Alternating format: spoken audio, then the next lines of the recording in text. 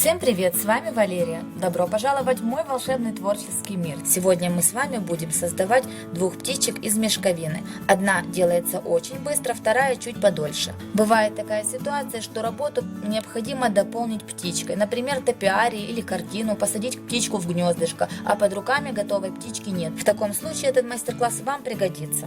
Для работы нам понадобятся следующие материалы. Мешковина с редким плетением, ее еще называют рогожка. Бумажный скотч, любая бумага, ножницы, деревянная палочка, проволока для лапок. Лапки можно обмотать как тейп-лентой коричневого цвета или приклеить обычную атласную ленту. Также можно обмотать проволоку для лапок обычными нитками. Шпагат, термопистолет, бусинки для глаз и для клювика. Как дополнение украшения птички можно использовать стразы или кофейные зерна. Для второй птички нам также понадобится бумажный шпагат. Приступаем к работе.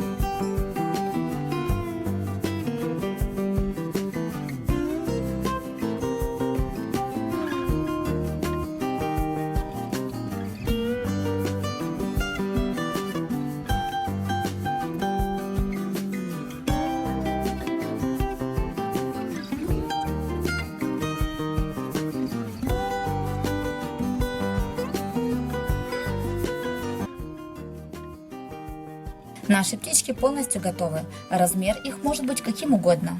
А также я делала подобных птичек с применением кофейных зерен. Если вы хотите птичку посадить в гнездышко, то лапки делать не обязательно. Сверху можно проделать отверстие, в которое вклеить петельку из шпагата. Получится замечательная новогодняя игрушка. Буду рада, если мой мастер-класс вам понравится и пригодится. Желаю всем вам творческого вдохновения и всего самого-самого волшебно-прекрасного. До новых встреч!